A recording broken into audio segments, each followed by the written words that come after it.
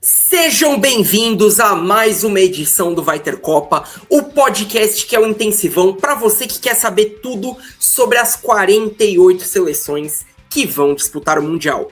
Eu sou o Pedro Paulo Lima e já deixo aqui para você aquele pedido de sempre para você nos seguir nas redes sociais, @VaiTerCopaPodcast, no Instagram e no TikTok. Se inscreva no nosso canal no YouTube, deixe o seu like no vídeo. Se você está ouvindo isso por qualquer plataforma de podcast, deixe a sua avaliação e também nos siga por aqui. E não deixe de acessar o nosso site vaitercopa.com.br para ficar por dentro do que acontece de mais relevante no futebol de seleções. Hoje voltaremos à Ásia, voltaremos às eliminatórias asiáticas para falar de um país que, apesar de não ser muito tradicional no futebol, vem fazendo um investimento de médio e longo prazo aí e cresceu muito na modalidade nos últimos anos. De 2023 para cá, a liga local do país deles cresceu muito, com uma invasão de jogadores europeus, alguns muito renomados,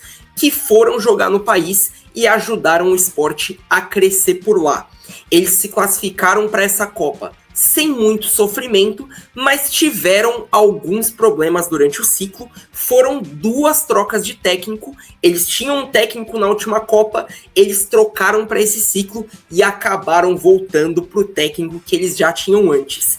E vale lembrar que eles disputaram a última Copa e foram a única seleção a vencer quem se tornou a grande campeã do torneio. Então se preparem, porque nessa Copa vai ter Arábia Saudita. E para falar de Arábia Saudita, hoje trouxemos um especialista aqui, diretamente da Central do Arabão, onde você fica por dentro de tudo que acontece no futebol saudita, Henrique Veiga. Henrique, muito obrigado pela sua participação e já deixa aqui o que você espera da Arábia Saudita para essa Copa. Fala aí, Pedro. Primeiro é um prazer receber esse convite. Tô aqui com o maior prazer para falar sobre o futebol da Arábia Saudita e o que a gente espera da Copa do Mundo. Eu não vejo hoje ainda a Arábia Saudita como uma grande promessa ali, uma grande surpresa para essa Copa, mas eu vejo o país como um futebol num planejamento a médio e longo prazo. Então, mesmo que para essa Copa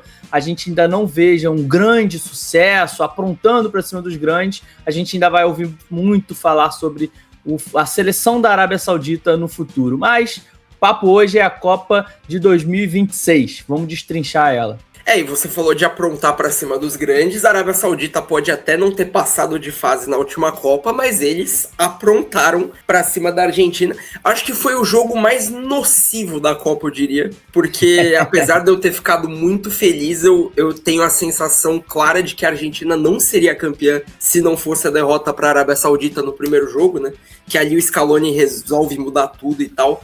Mas foi um jogo que surpreendeu muita gente. Vocês já estavam com o projeto na Copa? Não, a gente não tinha, não. A gente pensou no projeto da nossa página agora, quando a gente chama de Saudi Boom, né? Que é essa invasão dos sauditos, dos europeus lá, né? Dos estrangeiros lá no futebol saudita, que foi ali em 2023. Foi quando a gente pensou rapidamente e iniciamos o projeto.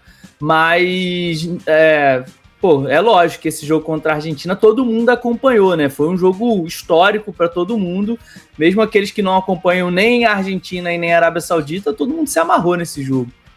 Sim, todo mundo. Eu comemorei muito. O jogo foi umas 7 horas da manhã, tem essa lembrança aí, e aquela virada do segundo tempo ficou marcada.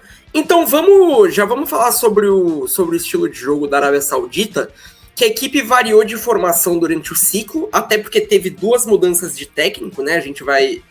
Teve 2 mudanças, mas só 2 técnicos, a gente vai falar um pouco mais sobre isso. Mas, ultimamente, tem atuado mais num 4-3-3, seja com 2 volantes e um meia mais avançado, ou até mesmo com 3 volantes. A gente sempre pega uma escalação aqui para ilustrar, então eu peguei a escalação da Arábia Saudita contra o Iraque, que foi o jogo que garantiu a vaga na Copa do Mundo. E aqui hoje eu já aviso que eu vou sofrer muito para falar os nomes certos, né? Mas a escalação foi Al-Akid, Abdulhamid, Takri, Tambakti e Yahya, Nasser Al-Dassari, Al-Kaibari e Musab Al-Juair, Abu Shamar, Al-Buraikan e Salem Al-Dawsari. A dificuldade de falar isso aqui é inacreditável. Não, mas eu já digo que tu foi bem demais, tá? Pô, valeu. Cravou todas as pronúncias aí. Cravei, pô, aí eu me esforcei, mas não vou fazer de novo. Mas enfim, pra você essa escalação deve mudar muito pra Copa do Mundo ou o time deve ser parecido com esse mesmo?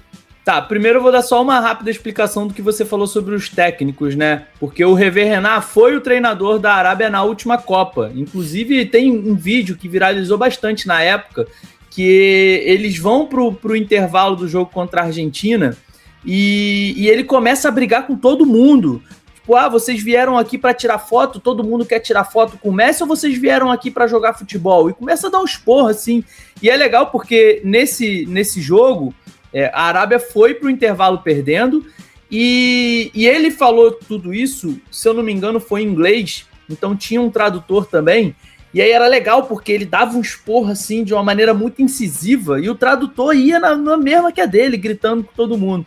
Aí, enfim, o esporro deu certo, porque o time voltou do intervalo e já virou o jogo contra a Argentina já no início do segundo tempo. Então, assim, ele foi um cara que ficou muito marcado lá no futebol saudita, só que quando virou o ciclo, e a Arábia Saudita aí já estava entrando nesse Saudi boom, né, nessa remodelação do futebol nacional, aí ele foi sacado e eles contrataram o Roberto Mancini. E aí eu acho que entra muito uma questão de grife, né? Roberto Mancini tem a grife, tem o nome. Só que acabou que o Mancini não deu certo, ele não conseguiu fazer o futebol da seleção evoluir, ele brigou com os caras em determinado momento, teve um jogo lá da eliminatórias que a Arábia não ganhou porque o Salem Al-Dawsari perdeu um pênalti e o Mancini foi na coletiva depois, porque não sou eu que tô batendo pênalti, meio que jogando a culpa nos jogadores, enfim. Aí ele foi sacado também e voltaram com o Hervé Renard, que já tinha uma identificação com o país, com a seleção, com os jogadores, e voltaram com ele. Enfim, sobre a escalação que você citou ali, eu acho que algumas coisas devem mudar dessa escalação aí que você tinha mostrado. O Takri, ele não é o zagueiro titular dessa seleção. Provavelmente aí, enfim, é uma dúvida, porque o zagueiro que estava sendo titular, junto com o Tambakti, que é o Walid Al-Ahmed, ele rompeu o LCA recentemente, então vai estar fora da Copa também. Então, eu posso até usar, por exemplo, os amistosos recentes que a Arábia fez para tentar simular aí quem pode ser esse parceiro, mas a verdade é que essa está sendo uma das incógnitas nesse time, quem vai ser a dupla de zaga. No amistoso contra o Egito, que o time perdeu recentemente, o Hervé Renard tentou usar uma trinca de zaga, com Lajame, Aouan e Kadesh, ou seja, nenhum dos três no caso, o Tambakti. Para mim, são os três que estão na frente. O Aouan é um zagueiro do Al Nassr, o Lajame é um zagueiro do Al Hilal, e o Kadesh é um zagueiro do Al Ittihad. Então, o Kadesh é o único que está sendo titular desses três. Então, ele pode ser um cara que está saindo à frente. E aí eu vou até aproveitar para abrir um parêntese aqui, que esse é um grande problema que a seleção saudita tem. Com essa invasão dos estrangeiros, existem poucas vagas, poucos sauditas estão jogando no time titular nos seus clubes, porque cada clube na Liga Saudita pode relacionar até 8 estrangeiros, e esses 8 normalmente são titulares, ou seja, a gente tem em média aí 3 sauditas titulares por jogo, ou seja, os jogadores vão para a seleção com pouca minutagem nos seus clubes. Então, por que eu disse que o Kadesh pode ser a dupla de zaga ali junto com o Tambakti, que o Tambakti é titular no Al Hilal? Porque o Kadesh é o cara que está sendo titular no Al Ittihad, enquanto os seus companheiros ali são reservas nos seus clubes. Então, a princípio é isso na dupla de zaga. As laterais é a parte que o Hervé Renard está tendo mais dificuldade para encontrar. O Ayman, por exemplo, nessa escalação que você mostrou, ele é um atacante. Só que no início dessa temporada, o Jorge Jesus estava usando ele como um lateral lá no Al Nassr, porque o Al Nassr estava sem lateral esquerdo de ofício. Então, tipo assim, a lógica do Renan se esse cara tá tendo minutagem no clube dessa maneira e ele tá jogando bem porque o Al Nassr tá bem, eu vou tentar usar dessa mesma maneira na seleção. Então ele vai fazendo esses experimentos e tentando acompanhar o que os clubes estão fazendo, porque é onde o jogador tá tendo minutagem. Então, na lateral direita ali, o Saúd Abdulhamid deve ser o titular. Ele inclusive, um dos únicos, pouquíssimos sauditas que estão no futebol europeu. O Saúde, ele tá jogando no Lens da França, então é um cara que tá tendo minutagem, que tá tendo minutagem em um campeonato de alto nível também europeu, então é o cara que deve ser titular. E a lateral esquerda ainda é essa incógnita também. O Hervé Renard tá usando vários testes, fazendo vários testes ali, e a gente não sabe o que ele vai querer lá de última hora. Pode ser que ele improvise um atacante, como ele fez nessa última data FIFA, ou, enfim, a lateral esquerda é uma grande incógnita. Só para complementar o que você falou sobre o técnico, é o tipo de movimentação que eu consigo imaginar a CBF fazendo, sabe? Que já fez, inclusive, mas sabe, o Dunga aparecendo do nada, de volta, assim, é o tipo de coisa que a gente imagina acontecer. Mas realmente o que deve ter pesado mais para troca do Renard pro Mancini foi a grife mesmo, foi o fato do campeonato saudita estar crescendo e eles verem a necessidade de ter um técnico com mais renome no futebol mundial. Essa questão da minutagem no clube é algo que a gente vai abordar mais na hora de falar dos pontos fracos, mas eu acho interessante que no futebol atual, hoje em dia, todas as seleções praticamente têm seus principais jogadores jogando na Europa. Não tem mais aquela pegada de você conhecer escolas diferentes de futebol na Copa do Mundo, que você só vai encontrar os jogadores daquele país na Copa. A Arábia Saudita acaba tendo disso, que os jogadores são todos do futebol local. Então não são jogadores tão conhecidos para quem acompanha só o futebol europeu. Então isso é uma parte interessante do time da Arábia Saudita. Agora, você acha que isso é mais positivo para eles ou negativo? Cara, então, primeiro eu vou dar uma explicação, né? Porque é uma pergunta que sempre aparece pra gente lá na página. Por que a gente não vê tantos sauditas no futebol europeu? Eu acho que existem vários fatores. Primeiro, eles ganham muito bem na Arábia Saudita. Então, eles estão jogando numa liga, assim, perto de casa, em que a cultura deles, eles já estão adaptados, a família deles já estão todas lá, e eles ganham muito bem lá. Os sauditas recebem muito bem no próprio país, não são só os europeus que vão lá para receber bem. E aí tem uma questão que até é um pouco complicado de dizer, mas, por exemplo, religião, eles são muçulmanos, e aí vai para a Europa, a gente vê, por exemplo, no Ramadã, em algumas ligas, os jogadores eles precisam fazer jejum por causa do Ramadã, e várias ligas não respeitam isso, então não param, não dão uma pausa ali para os jogadores, por exemplo, quebrarem o seu jejum. A gente já viu ali diversos exemplos de que a quebra do jejum acontece durante um jogo, e aí um companheiro de time tem que simular uma lesão para receber um atendimento médico, para o jogo parar e o jogador ir na beira do gramado para quebrar o jejum. Enfim, a questão de religião pode pesar um pouquinho. Então a gente vê pouco desses movimentos assim de jogadores irem para a Europa, porque eles estão confortáveis em seu próprio país, e não, assim, não é uma questão tão grande para eles ficarem no seu próprio país. E você pode até questionar, você, o público, mas questão de competitividade, ele pode ir para a Europa e ir atrás de uma competitividade maior. Mas no momento atual, o futebol saudita está aumentando a sua competitividade, porque o contrário está acontecendo, a galera da Europa está indo para lá. Então, enfim, por isso que a gente vê poucos. O Salem Al-Dawsari, que é o grande craque desse time, ele passou pela La Liga, né? Ele foi para o Vila Real, se eu não me engano, e ele acabou que ele só tem um jogo lá, e esse jogo é contra o Real Madrid, curiosamente, mas ele fez esse bate-volta, assim, já voltou para a Arábia Saudita, e a gente está vendo mais o Saúde hoje na Ligue 1. Tem um ou dois jogadores que estão na Bélgica também, mas por isso a gente não vê muito esse movimento. Agora, você tinha feito uma pergunta para isso antes de eu dar esse contexto, eu esqueci. Se isso é melhor para a seleção, se isso prejudica mais ou se isso é um ponto positivo para eles. Cara, assim, eu acho que é mais a questão da minutagem, independente de onde eles estejam jogando. Eu acho que é mais essa questão da minutagem, porque jogador de futebol precisa jogar. Precisa manter o ritmo de jogo, precisa, enfim, manter todas essas questões que a gente já sabe. E aí, quanto menos eles têm essa minutagem, menos eles vão render na seleção. Acho que esse é o ponto que prejudica mais. Jogar ou não na Europa, é isso que eu falei. Talvez não adiantasse ele ir para a Europa e ser banco e quase não jogar. E aí é melhor ficar no futebol saudita, em que, como eu disse, a competitividade está aumentando e lá ele está de fato jogando. A gente está se adiantando um pouco aqui, a gente vai ter essa discussão na parte de pontos fortes e fracos.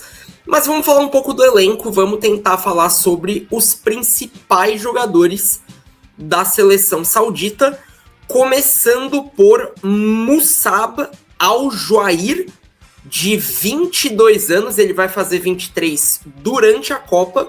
Ele é um meio-campista do Al-Qadsiya. Al-Qadsiya, aí, ó, errei um. Tava bom demais pra ser verdade. Tá justo. Mas é um meia de 22 para 23 anos do Al-Qadsiya. Pela seleção, ele tem 33 jogos, fez 6 gols e deu 4 assistências já. São bons números para alguém que tá começando a trajetória dele na seleção. Pelo Campeonato Saudita da temporada 24-25, ele tem 31 jogos, marcou 5 gols, deu 10 assistências, em média 2,3 passes decisivos por partida, 2,2 desarmes, 5,7 bolas recuperadas, 86,9 toques na bola e 20 grandes chances criadas. Então ele é um meio que tem bastante participação e que ajuda bastante, principalmente na hora de pressionar a saída de bola do adversário. Você vê que o Al-Juair, mesmo com essa idade, ele já pode ser uma referência dentro da seleção? Pode, ele já é uma realidade, ele não é mais só uma aposta, e ele faz parte dessa nova safra aí do futebol saudita, que, como eu disse, está pensando a médio e longo prazo. Então ele já é de uma nova geração do futebol saudita, e ele é aquele camisa 10 clássico, ele é o armador, ele é o cara que tem um passe incrível, que ele coloca os seus companheiros na cara do gol, organiza o time, faz a bola girar, e aí, só para complementar esses números que você acabou de citar. Ele já, nesse ciclo de Copa do Mundo, ele tem 10 participações em gols, são 6 gols e 4 assistências. Ele é o terceiro jogador com mais participações em gols nesse ciclo. E aí eu tô falando de 4 anos, né? Você disse que ele tem 22 anos de idade, o ciclo já tem 4 anos, então ele já tá desde novo, de bem mais novo, participando desse ciclo. E nessa temporada saudita, ele é o segundo saudita com mais participações em gols. Ele tem 4 gols e 10 assistências na temporada, 14 participações, só é menos do que o Salem Al-Dawsari, que é o craque do time. Então, assim, ele já é uma realidade. Ele, para mim, é uma peça central. Quando a gente for falar sobre pontos fortes e fracos, a gente vai falar sobre criação de jogadas, e ele é um cara principal ali nesse meio-campista para a criação de jogadas. Eu acho ele uma realidade e um cara que a gente ainda vai ver não só nessa Copa, provavelmente mais 2, 3 Copas aí, se a Arábia Saudita conseguir se classificar, né? E esse investimento no futebol, os países que decidem investir no futebol, o primeiro passo é investir na formação de jogadores, né? Então, a tendência é que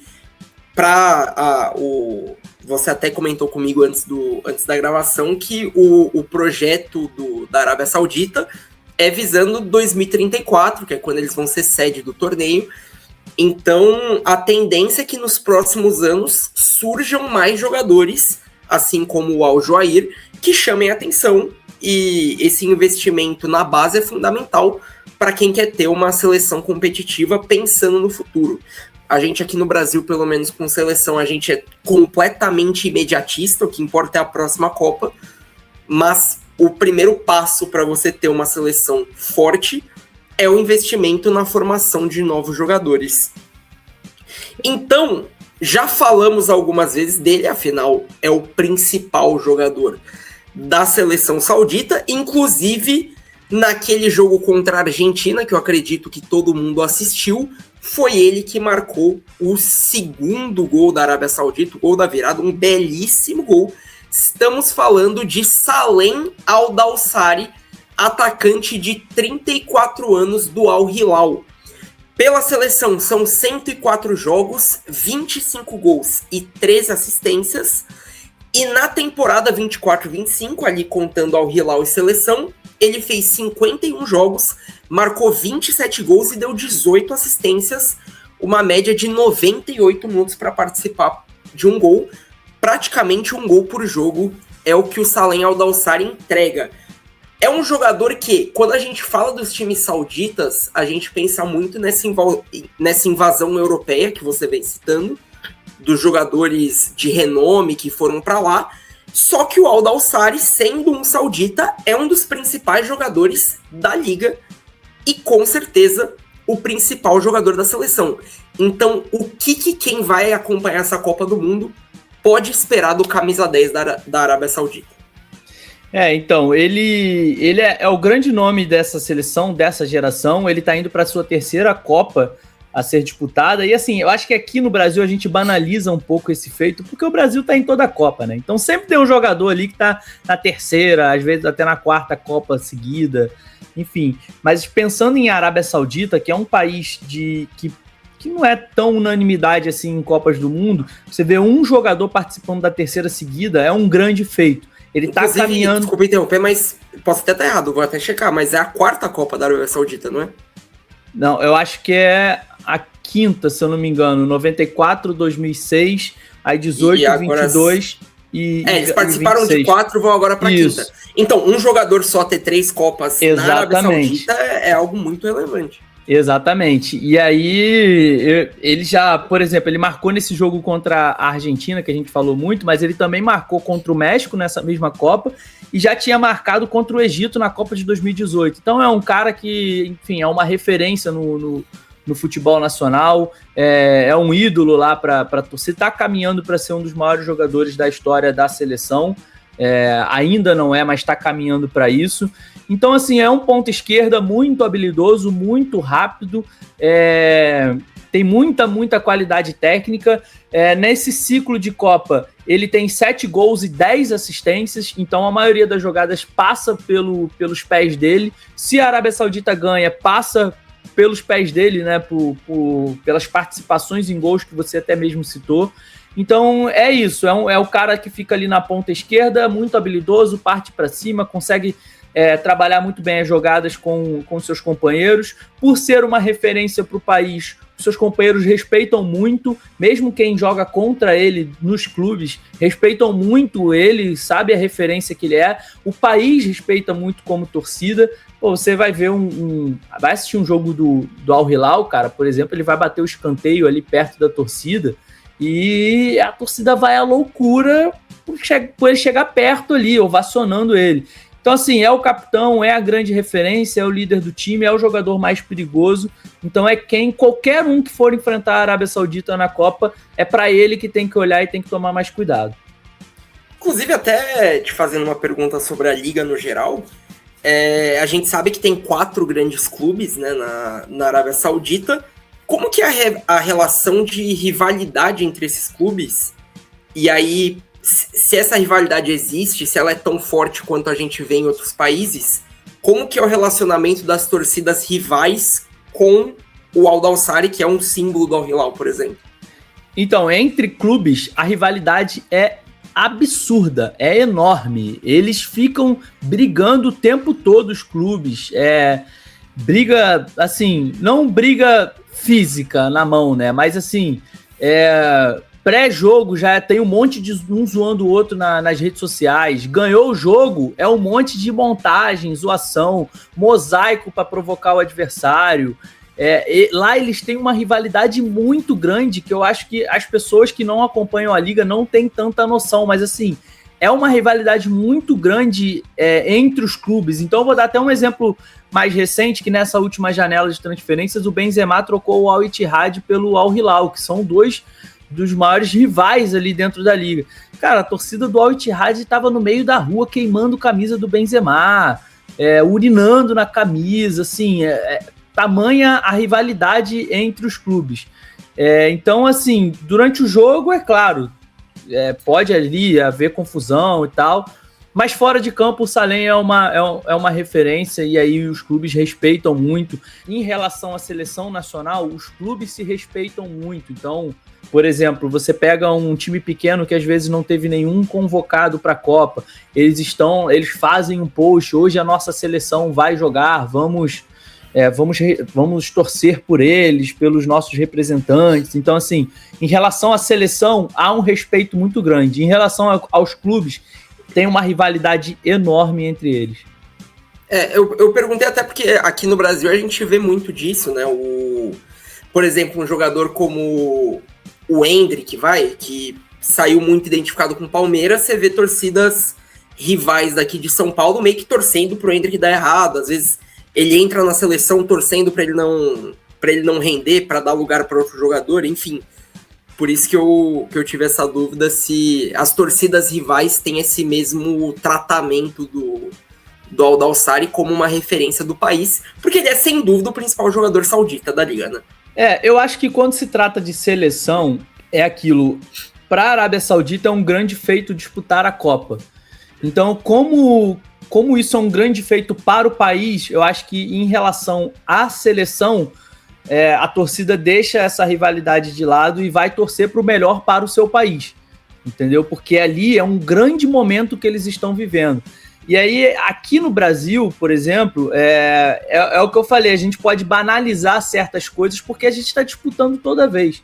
Então, para a gente não é uma novidade disputar a Copa, é o normal. Então a gente não pensa, vamos disputar a Copa aí, vamos comemorar lá, não. A Arábia classificou para a Copa, vamos para a rua comemorar, porque isso foi um grande feito. Então, para esse momento, eles deixam a rivalidade de lado e vamos todos juntos em prol do próprio país. Então vamos falar do último jogador. O nome dele é Firas ou é Feras? Porque no Wikipedia tá Firas, no Transfer Market tá Firas, mas na camisa dele tá Feras. Eu vi as duas escritas. Cara, então, o que acontece nisso? Isso se chama transliteração. O idioma deles se escreve de outra maneira. A gente sabe, aquelas letras lá que a gente não entende nada. Quando vai passar para o inglês ou para o português, assim, para o nosso alfabeto, isso se chama transliteração. E aí, basicamente, é você escrever da maneira que você ouve. Por isso que, em questão de pronúncia, não muda muito a maneira com que você lê para o nosso idioma. Então, tipo, tentar dar um exemplo. O zagueiro lá que você falou, Tacre. A gente está lendo Tacre, então ele é Tacre. Não é Tacre, sabe? Não tem uma pronúncia diferente. A gente lê da maneira que... A gente fala da maneira com que está lendo, porque ele foi, na parte de transliteração, ele traduziu para o nosso alfabeto da maneira com que eles falam lá. E por que às vezes está Feras e às vezes está Firas? Porque às vezes é a maneira com que eles falaram, porque o povo saudita, eles falam muito rápido. Às vezes eles falam Firas ao Braican, mas, enfim, a maneira com que fala, por isso que você às vezes lê escrito de maneiras diferentes. E aí, por exemplo, o Al-Dawsari, o certo, e aí eu nem te corrigi nem nada, porque eu ainda também não consigo falar o certo, mas o certo que eles falam lá é o Dossari. Só que assim, eu também não me adaptei, eu acho que o mundo inteiro fala Al-Dawsari, por isso que eu nem corrijo disso. Então você vai ver em diferentes lugares escrito Al-Dossari exatamente assim, D-O-S-S-A-R-I, ou D-O-U-S-S-A-R-I, ou com um S só, enfim, mas todas são a mesma pronúncia. Então, assim, eu prefiro adaptar como padrão, por exemplo, o que os aplicativos colocam, porque é onde a gente está usando mais como referência na hora de estudar para o jogo, na hora de, no próprio jogo ali, de buscar informações. Então eu fico usando como referência a escrita que a gente vê nos aplicativos para estabelecer um padrão. Mas escritas diferentes a gente vai ver de quase todos os jogadores. E aí nós na página e nas transmissões a gente chama ele de feras. Curiosidade interessante. Só para acrescentar essa curiosidade, para você ver o quão absurdo tem um time lá da Arábia Saudita que é o Al-Feira. No início que a gente começou a acompanhar o futebol saudita, se você fosse no perfil do Twitter do Al-Feira, o escudo tem o nome do time, e aí no escudo estava escrito de um jeito, o arroba estava escrito de outro jeito, e o nome no Twitter estava escrito de outro jeito, e os tweets estavam escritos de um quarto jeito diferente. Um tava Feira do jeito que escreve, que é F-A-Y, o outro tava F-E-Y, aí tinha F-E-I, F-A-I, ou seja, o próprio clube estava escrevendo de 4 maneiras diferentes. Aí a gente fez um post sobre transliteração, e eu acho que esse post acabou chegando neles, porque depois que esse post foi feito, o próprio Alfeira padronizou.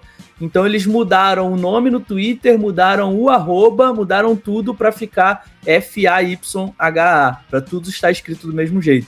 Mas assim, o próprio clube estava escrevendo de maneiras diferentes por conta dessa questão da transliteração. É interessante isso. E, inclusive, ele é um atacante de 26 anos do Al-Ahly, que não é o Al-Ahly do Egito, né? O Al-Ahly do Egito, talvez seja o mesmo nome, agora pensando, mas o Al-Ahly do Egito a gente escreve com Y e o Al-Ahly da Arábia Saudita é com I. Mas vamos aos números dele. Pela seleção ele tem 69 jogos, 15 gols e 4 assistências. E pelo Al-Ahly em 24-25 ele tem 47 jogos, 7 gols e 9 assistências.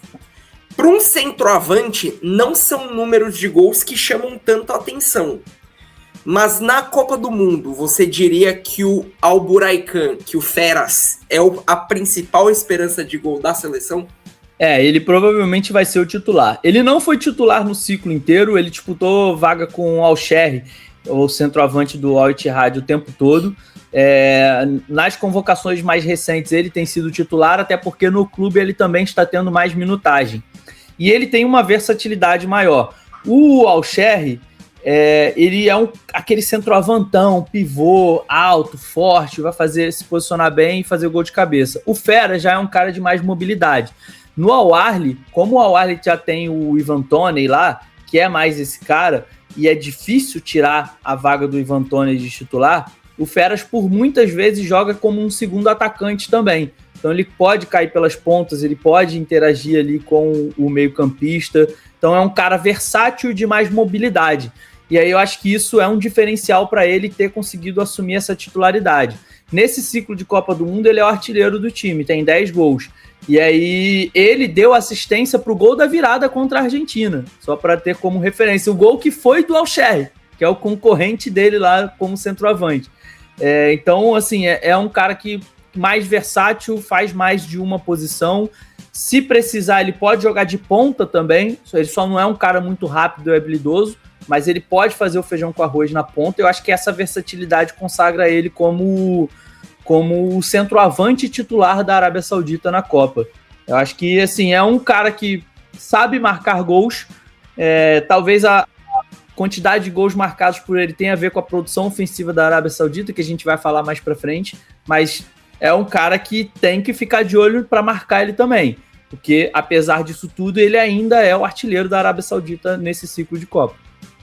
Então já vamos para a discussão de pontos fortes e fracos, E já vamos começar com os que a gente acabou se adiantando e acabou comentando em outros momentos do episódio, que você citou que, pelo fato de eles estarem em uma liga muito forte, que tem uma invasão de estrangeiros, que todos os times, praticamente, a maioria dos titulares, são jogadores de outro país, muitos deles têm pouca minutagem no clube.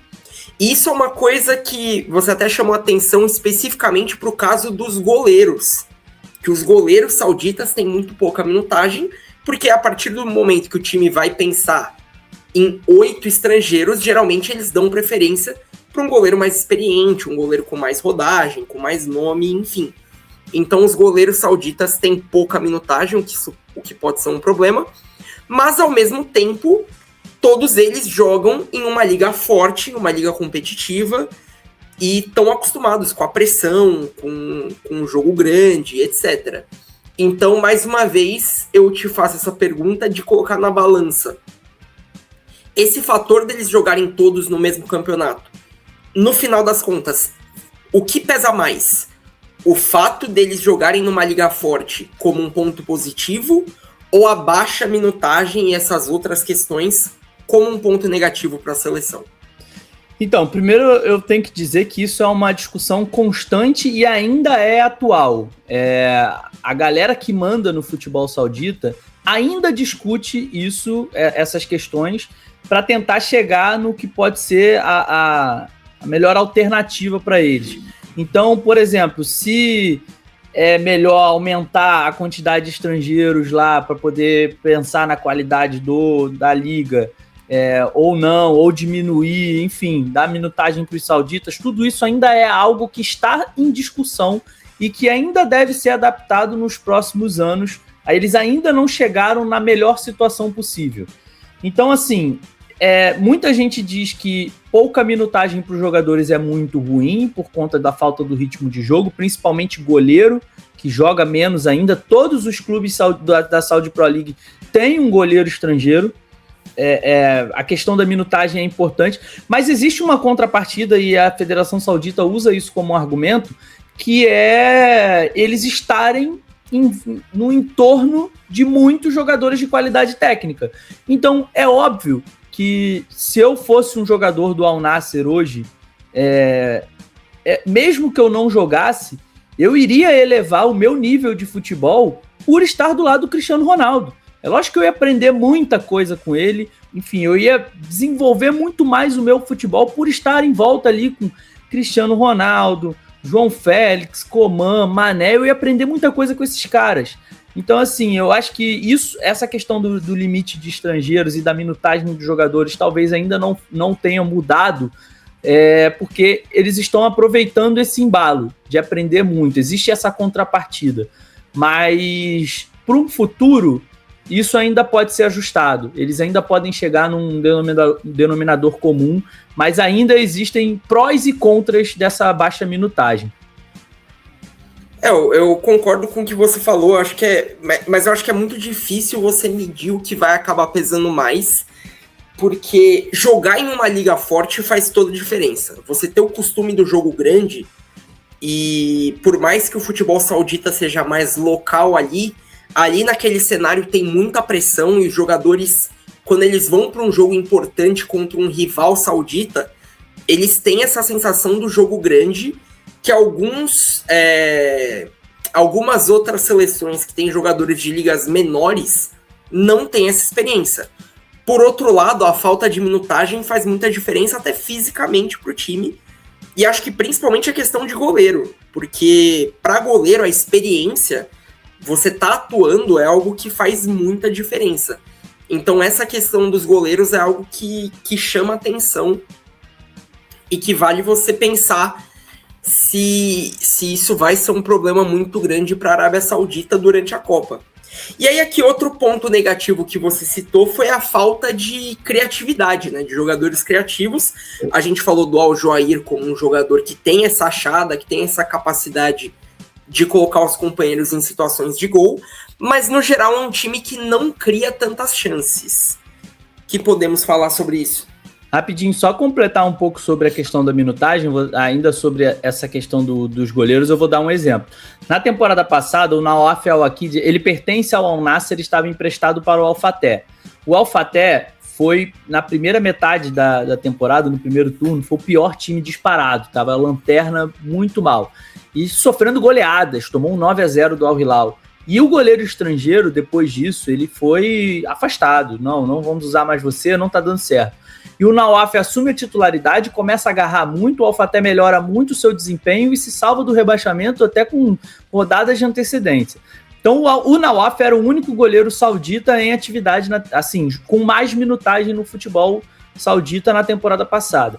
O Nawaf volta para o Al Nassr nessa temporada atual e o Jorge Jesus começa com uma estratégia de não usar o Bento nos primeiros jogos, porque ele precisava de um time mais ofensivo, de mais opções para o ataque, então ele não queria gastar uma vaga de estrangeiro com goleiro para dar mais opções de ataque para os estrangeiros. E ele tinha um bom goleiro, que era o Nawaf, que era o cara que mais estava jogando e o titular da seleção. O Nawaf começa a falhar no Al Nassr e o Bento volta à titularidade. Consequentemente, na seleção saudita, ele que era o único goleiro que estava com maior minutagem, ele também perde espaço na seleção. E nessa última data FIFA, no segundo jogo contra a Sérvia, a gente viu sendo titular o goleiro do Al-Ula, que é o que está na segunda divisão. Ou seja, o Hervé Renard dando espaço ali na titularidade do goleiro da seleção, na posição para a seleção, para um goleiro da segunda divisão, porque é o cara que estava jogando com maior recorrência. Então, assim, isso é uma coisa que a gente está batendo nessa tecla nesse episódio inteiro, mas porque é algo que vai ser levado em consideração pelo Hervé Renard na Copa do Mundo, com certeza. Vai jogar, principalmente goleiro, vai jogar na Copa quem tá com mais minutagem, quem tá mais com ritmo de jogo, porque no final das contas, principalmente para goleiro, isso importa muito. E a questão da criatividade Então, a criatividade, isso tem sido um grande problema da seleção saudita. A gente vê, por exemplo, o placar mais comum do Hervé Renard é 1-0. É um time que faz poucos gols, eu tenho até aqui os números, 1,22 gols marcados por jogo nesse ciclo de Copa do Mundo, ou seja, é menos de 1,5 gols, é muito pouco a quantidade de gols marcados. Podem existir ali alguns fatores. Primeiro que muitas partidas o Hervé Renard ele joga naquele 4-2-3-1, mas ele bota 3 volantes. Ele prefere muito mais fortalecer a marcação no meio-campo para não sofrer lá atrás do que criatividade lá na frente. Então isso acontece por exemplo, quando enfrenta uma seleção forte como o Japão nas eliminatórias, Coreia do Sul é uma seleção muito forte, não só nas eliminatórias, mas enfim, Copa Asiática. Então depende muito. Contra o Egito, se eu não me engano, ele entrou dessa maneira, com 3 volantes, e aí isso, óbvio, perde ali a criatividade, porque não tem o Mussabi Al-Juair, por exemplo, para ser um cara de criatividade no meio. Existe uma forte dependência do Salem. Então, se o Salem não tiver num dia bom, ou se o Salem estiver lesionado, que aconteceu bastante, né, nesse ciclo, perde o cara de referência, de maior criatividade, de maior qualidade técnica no ataque. E aí, quem está em volta, os jogadores que estão em volta, então, por exemplo, o Abu Al-Shamat, que está na ponta direita, ou o próprio Feras, ou quem quer que seja o substituto desses jogadores, dependem muito de um protagonista. Eles não conseguem assumir esse protagonismo na criação das jogadas. Então, eles são caras que dependem muito de se associar a outros jogadores com qualidade. Então, existe uma Salem dependência, um Al-Juair dependência, né? Um Mussabi dependência. E que se esses jogadores estiverem mal, consequentemente o time fica mal na criatividade no ataque. E aí a gente pode associar isso também, falta de laterais pouco ofensivos. O Saúde até é bastante ofensivo, tanto que ele é um dos jogadores com mais assistências nesse ciclo de data FIFA, mas é isso, é muita dependência de qualidade individual de alguns jogadores.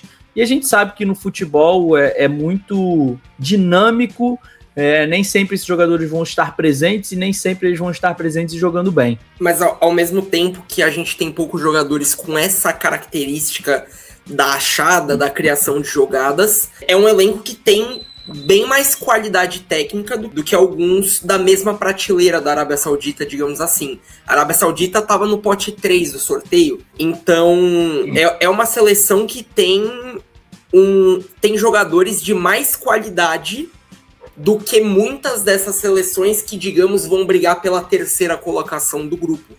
Então é um time que tem bons jogadores, apesar deles não terem tanto essa característica de criatividade, né? Eu posso até fazer um paralelo com a seleção brasileira, e aí é óbvio, dado as devidas proporções, né? Isso é óbvio.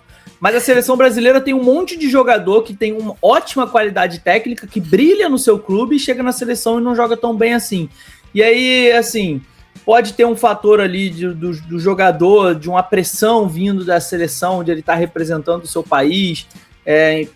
Pode ter uma questão do técnico ser diferente, o técnico da seleção não está sabendo utilizar, explorar a melhor qualidade desse jogador na seleção. A gente vê, por exemplo, o Vinícius Júnior. O Vinícius Júnior não joga na seleção brasileira o tanto que ele joga no Real Madrid, em qualidade técnica.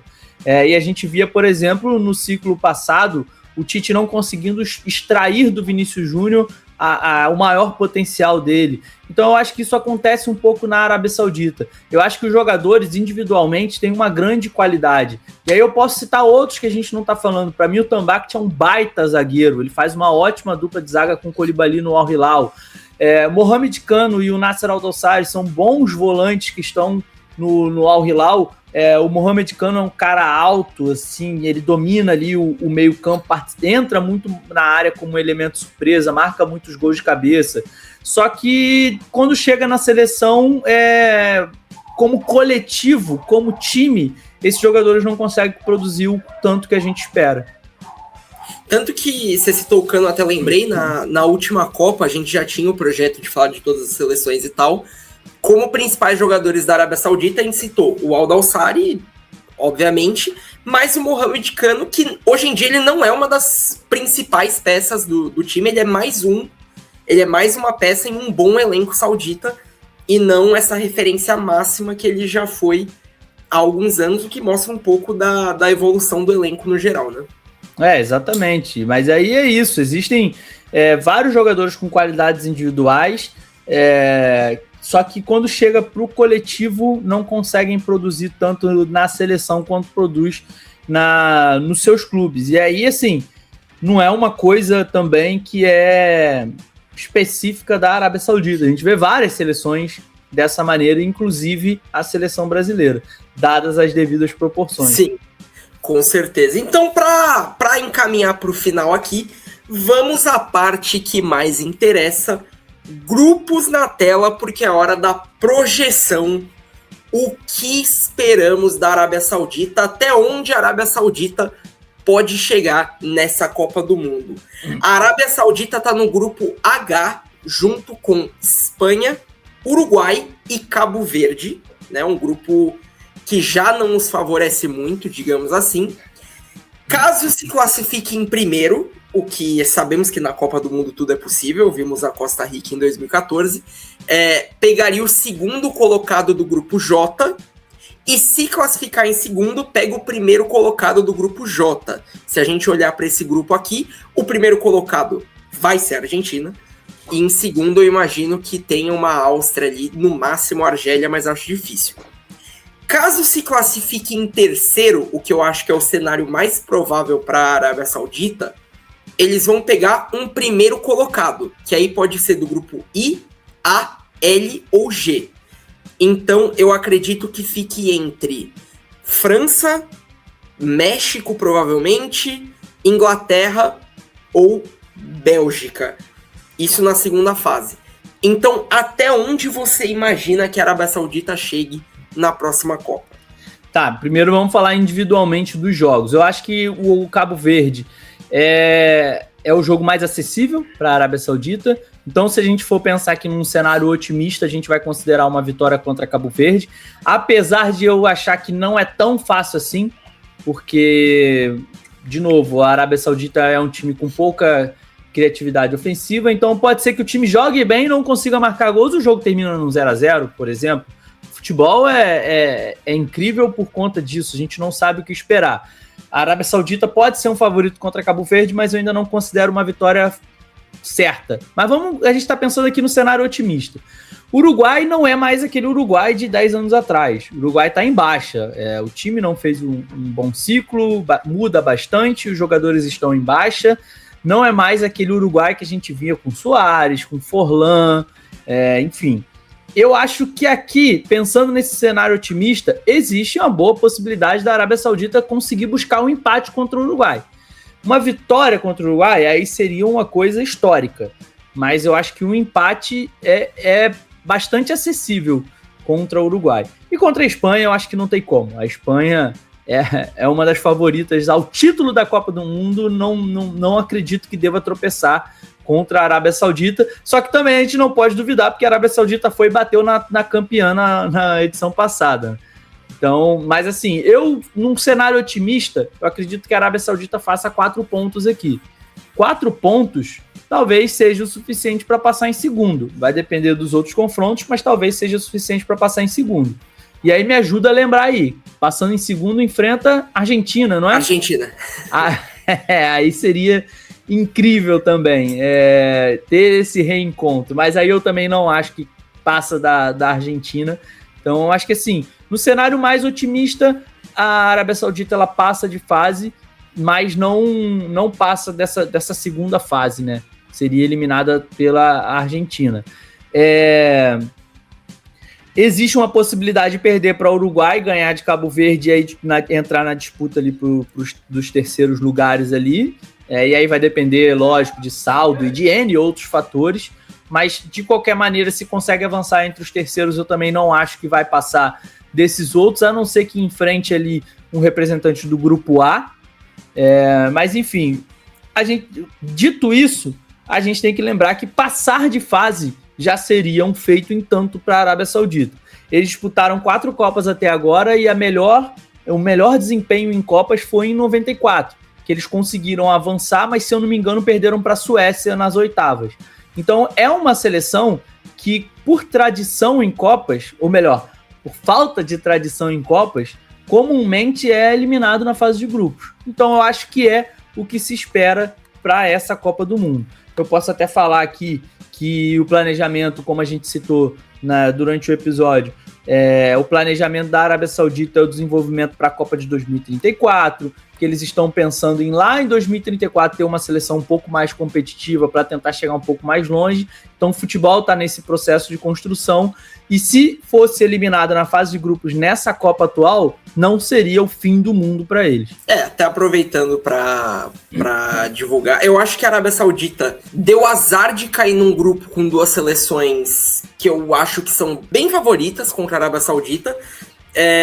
Até para divulgar, a gente tem o nosso Power Ranking do Vai Ter Copa, a gente colocou as 48 seleções meio que na ordem que a gente acha de quem chega mais forte para a Copa, e a Espanha está em primeiro. Eu diria que hoje a Espanha é a favorita para vencer a Copa. O Uruguai realmente não vive o melhor momento, é muito irregular, mas eu ainda acho que é mais forte do que a Arábia Saudita.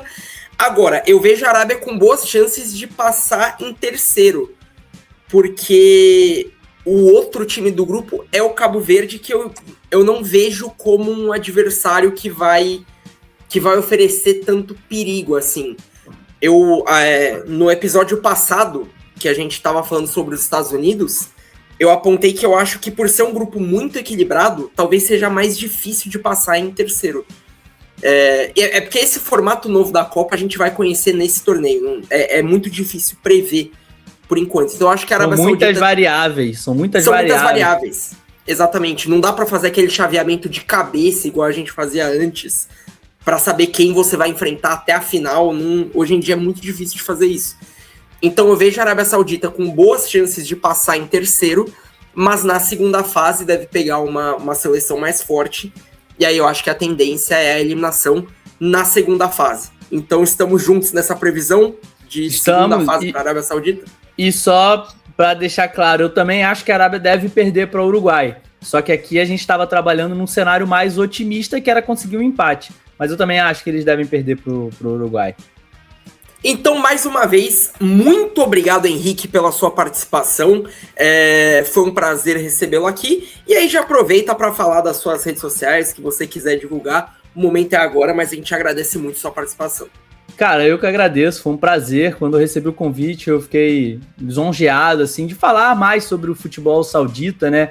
Tô aí acompanhando já há alguns anos e poder participar aqui. Eu vi o Bruno Pet, por exemplo, falando muito bem, dando boas referências, então para mim foi um prazer participar aqui. Bom, eu sou o Henrique Veiga, meu arroba no Instagram é Rick Veiga, sem o EN. Pode me seguir lá, mas claro, eu faço parte do projeto da Central do Arabão, uma página que eu e o Vini e o Igor Conde, o Vini Pereira e o Igor Conde, nós criamos essa página lá em 2023 para cobrir o futebol saudita. Hoje trabalhamos nós três no Canal Gold, que é um detentor dos direitos de transmissões do futebol saudita. Eu e o Igor somos comentaristas dos jogos, trabalhamos nos jogos da Saudi Pro League, e o Vini Pereira é o nosso correspondente internacional. Ele mora lá na Arábia Saudita, acompanha os clubes mais de perto e acrescenta muito na página e nas transmissões, vivendo diretamente de lá. Então convido a galera a seguir as nossas páginas também. No Twitter é Central do Arabão, No Instagram é Central Arabão, mas só escrever lá Central do Arabão, você já vai conseguir encontrar a gente. Lá você vai conseguir saber tudo sobre o futebol saudita. A gente fala também sobre o futebol árabe, né, que envolve outros países, mas lá você vai poder conhecer tudo sobre o futebol saudita, então dá essa moral aí pra gente. Então é isso, mais uma vez, muito obrigado ao Henrique, não deixe de seguir tanto ele quanto a Central do Arabão para você ficar por dentro de tudo que acontece no futebol saudita, e não deixe de nos seguir também, @VaiTerCopaPodcast no Instagram e no TikTok. Se inscreva no nosso canal no YouTube, dê o like no vídeo, nos siga na sua plataforma de podcast favorita, acesse nosso site e tudo mais. Ainda temos um monte de seleções para falar, então em breve nós voltamos com mais um episódio sobre mais uma das seleções. Então muito obrigado pela sua audiência, e se você chegou agora, fica que vai ter Copa.